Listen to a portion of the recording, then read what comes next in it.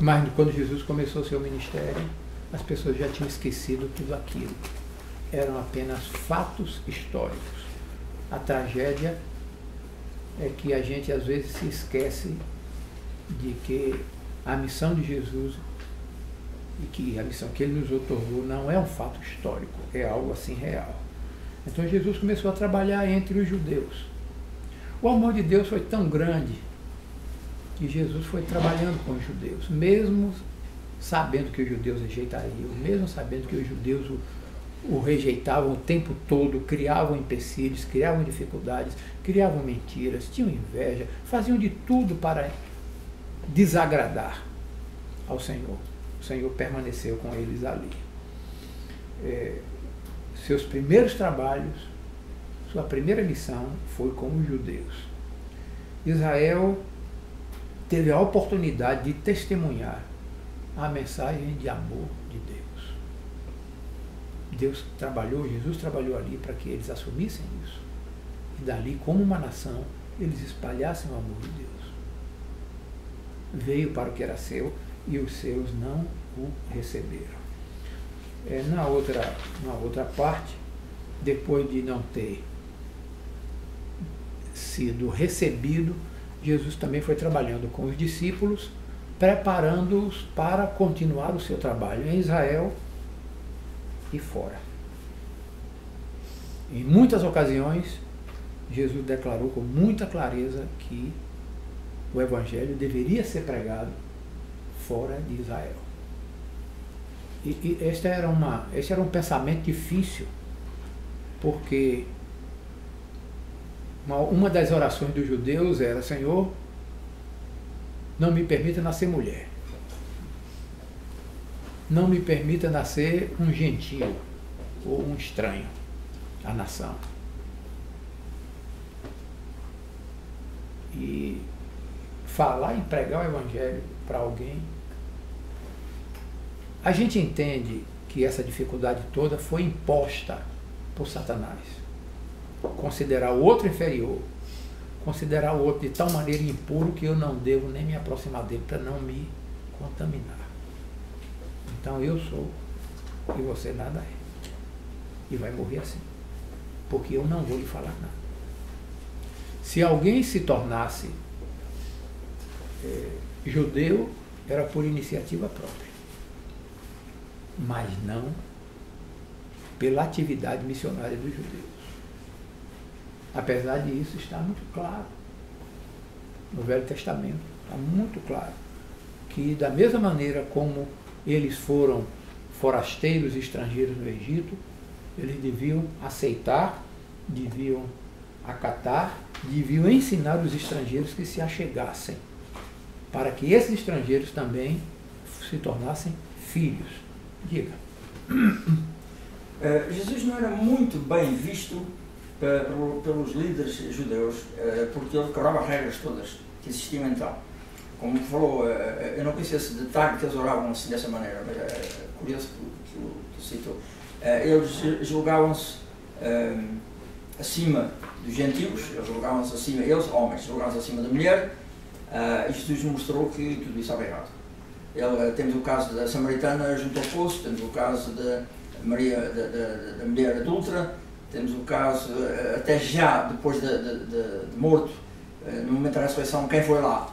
Mulheres, que eram amigas, enfim, chegadas, a mãe de Jesus e Maria Madalena.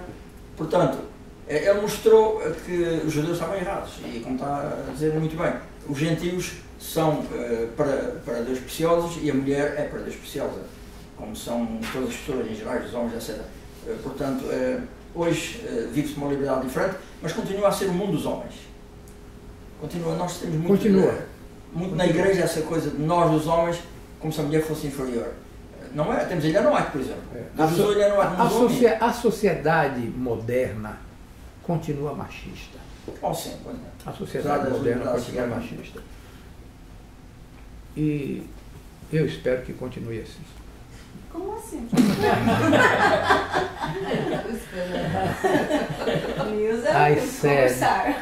I said that I hope that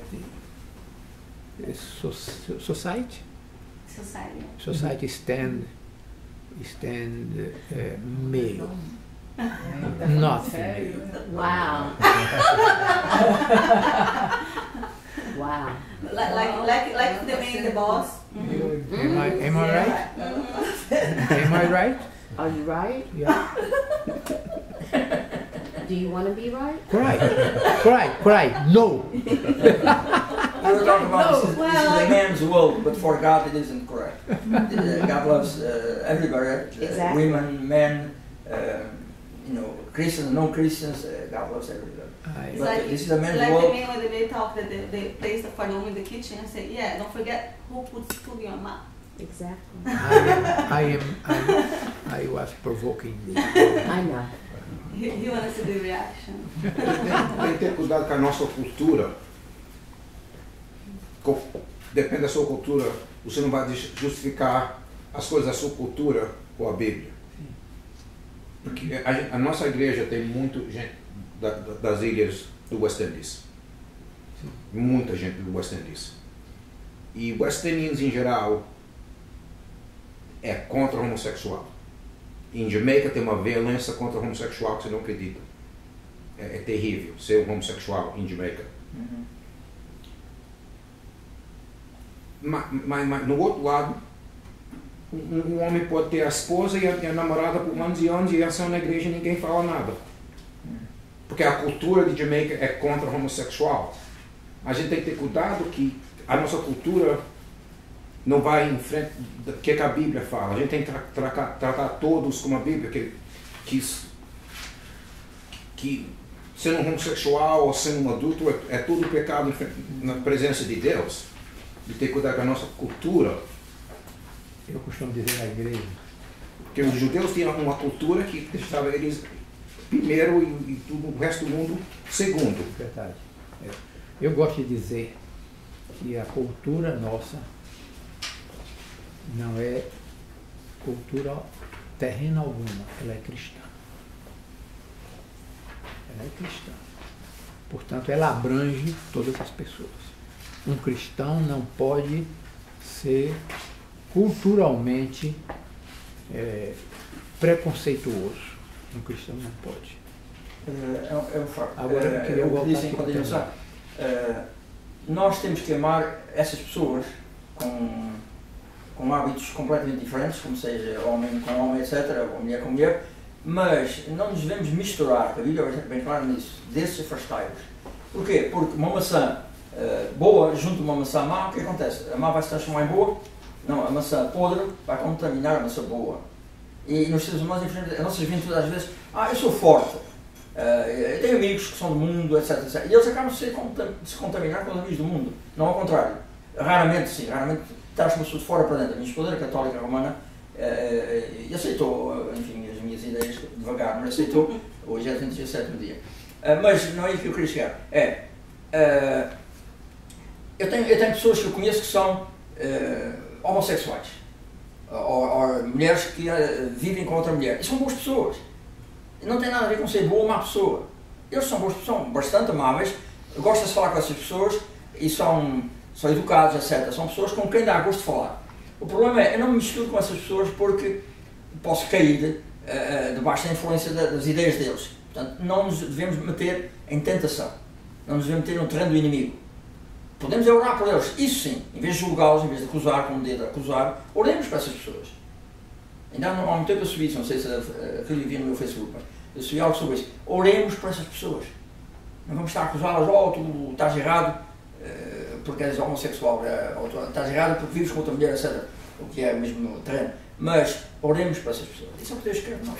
O que a Bíblia ensina e o que Jesus fez, o exemplo que ele nos deu como missionário, é que a gente deve estar em contato com toda e qualquer pessoa. A gente deve estar em contato com toda e qualquer pessoa. Mas o Novo Testamento ensina, os evangelhos nos ensinam que Jesus tomava muito tempo em oração. Ele se misturava com as pessoas. Ele se identificava com as pessoas. Se alguém quer falar do amor de Jesus para qualquer outra, tem que se identificar com a pessoa. Deixa eu repetir isso aqui de alguma maneira, porque eu estou preocupado com meus dois irmãos aqui. E O povo no gosta de meu- escutar português, porque muita vez ele quer aprender no... Sim, mas não entende. I said that we need to with the people without practicing the practice of the people. I don't know if you understood me. We need to get close to everybody. Doesn't matter their beliefs, Okay. right? And instead of accusing the others Instead of for what they do accusing, wrong, we pray for should them. pray for them. Exactly. Ok. Então, Jesus se misturava com as pessoas. Jesus was always with the people. Always. He was identified with the people. Nós nos devemos identificar com as pessoas. Apresentar o Evangelho. Apresentar o amor de Deus. Fomos chamados, como cristãos, para isto. Vejam, é muito tênue o limite do equilíbrio e do exagero do fanatismo. Vamos tomar um exemplo aqui. Como cristãos, nós nos dividimos tanto que nos tornamos igrejas diferentes e alguns se tornam até inimigos uns dos outros, como cristãos. Do outro lado, no outro extremo, estão os árabes que são do mesmo jeito. Mas eles têm uma coisa que nos falta a nós: o fervor. Como cristãos, nós não temos o fervor que os árabes têm para pregar o Evangelho. Só que eles o fazem de uma maneira bastante agressiva, bastante diferente. O cristão é mais cuidadoso. Mas a gente precisa tomar mais tempo para falar para as pessoas do amor de Deus. Há muitos que se dizem cristãos, mas não são. Ser cristão não é apenas dizer que é, que nasceu, que foi batizado, que pertenceu à igreja. Isso não é sinal da aprovação de Deus. Jesus deixou muito claro que o sinal da aprovação de Deus é fazer a vontade dele. E os discípulos demoraram para aprender isso. Depois de 3 anos e meio, eles ainda tinham dificuldade. Eles ainda tinham dificuldade de ver em Jesus o Messias prometido. E eu quero terminar dizendo que quando Jesus deu para eles aquela comissão, aquela tarefa, aquela ordem, ide, go and preach the gospel, all the world, all the nations, todas as nações, todo mundo. Jesus estava dizendo que esta era a função dos cristãos. E a gente tem alguns exemplos de cristãos. Por exemplo, Paulo pregou na costa norte e nordeste do Mediterrâneo. Filipe ficou na região de Samaria. Tomé, diz a tradição, que foi martirizado na Índia. E Paulo, escrevendo, ele diz que o Evangelho estava espalhado por todo o mundo, todo o Império Romano. Paulo começou, foi pregando, os apóstolos foram pregando, os romanos foram ouvindo e o Evangelho foi produzindo seus resultados. Tudo por quê? Porque Jesus ensinou que deveria ser assim. Às vezes Deus usa os poderes do mundo para o seu benefício. Porque, na verdade, todas as pessoas que vêm à existência são filhas de Deus.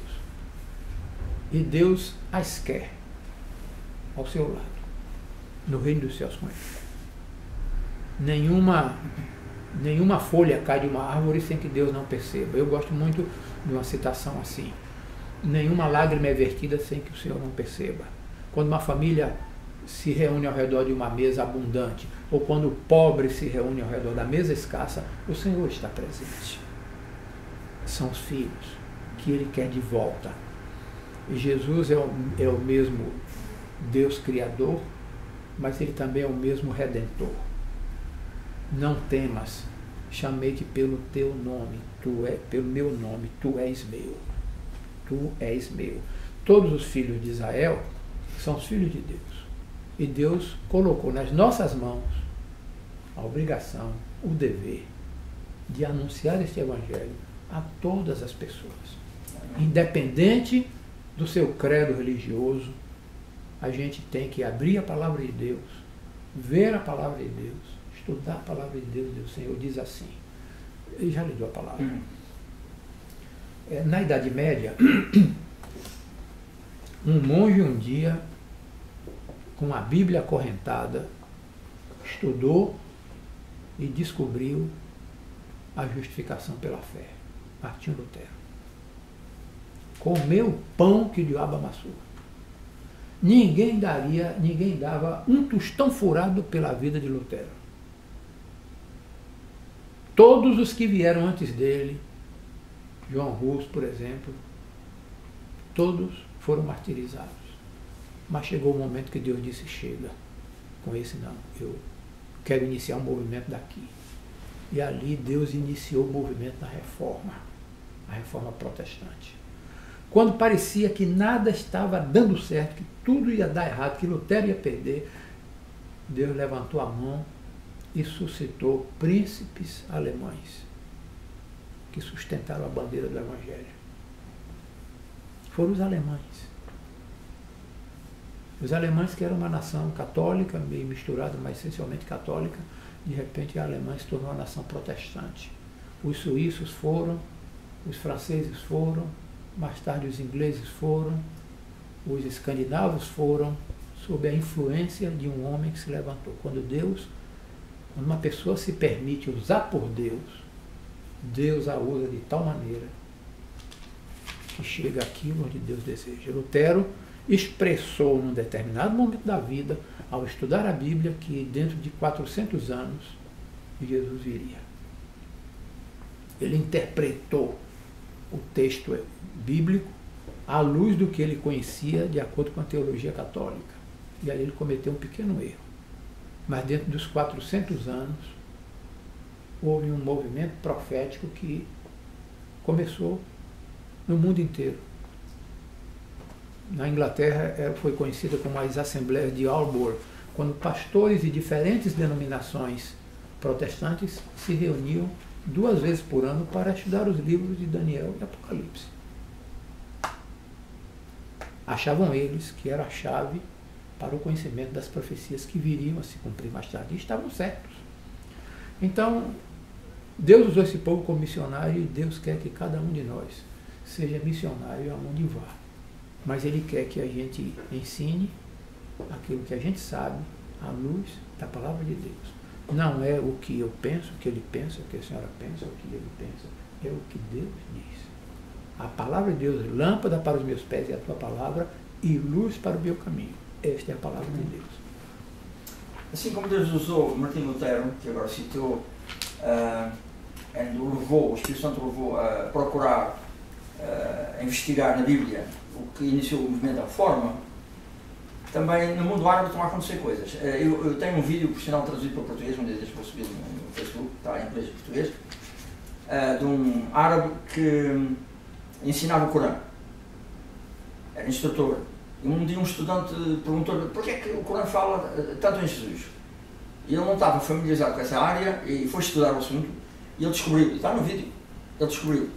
O Corão fala 20 e tal vezes de Jesus, apenas 4 vezes de Mohamed, e fala, a única mulher que o Corão fala, só fala numa mulher, é a mãe de Jesus. E ele ficou assim, então, mas o que é que se passa aqui? E andou, disse, agora sou cristão.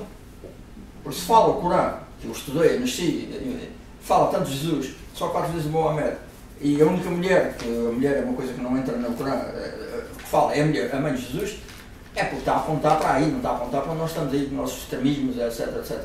Portanto, Deus está a trabalhar em todo lado, como disse, e vai buscar pessoas para, que ele conhece, o íntimo do coração, para alterar, para fazer uma reforma.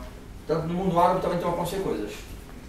Todos vão ter a oportunidade de conhecer a vinda de Cristo. Todos terão. A vinda de Cristo é para a pregação. Eu quero concluir com a parte de sexta-feira, um Friday, que diz assim, de acordo com Mateus, Jesus predisse que será pregado esse Evangelho do Reino por todo o mundo para testemunho em todas as nações, então virá o fim. Ao mesmo tempo, as Escrituras deixam claro outro ponto. A respeito daquele dia e hora, ninguém sabe, nem os anjos do céu, nem o Filho, senão o Pai. Note igualmente as palavras de Jesus, em Atos 1,7. Não vos compete conhecer tempos ou épocas que o Pai reservou para sua exclusiva autoridade. Assim, embora as boas novas do Evangelho tenham sido pregadas e estejam sendo pregadas como nunca antes, e embora creiamos que a vinda de Cristo ocorrerá em breve, não devemos ficar envolvidos com especulações a respeito dos tempos e épocas em que Deus não revelou. Jesus disse a seus discípulos que vigiassem, mas não em relação a um tempo definido. Seus seguidores devem estar na posição daqueles que estão atentos às ordens de seu capitão. Devem vigiar, esperar, orar e trabalhar, à medida que vão se aproximando do tempo da vinda do Senhor.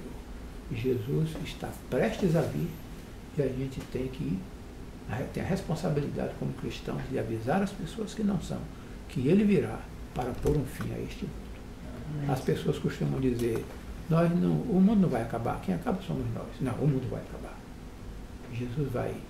Deus vai destruir este mundo e vai refazer este mundo para que os seus filhos aqui habitem. O Velho Testamento, o Novo Testamento falam de uma terra renovada para todo sempre. Habitada por quem? Pelos filhos de Deus que o aceitassem. Ou que o aceitarem. E a nossa função é despertar nas pessoas o desejo de se tornarem filhos de Deus, aceitando como seu Deus e Salvador. E que o Senhor nos abençoe nisso. Ok. Obrigada, pastor.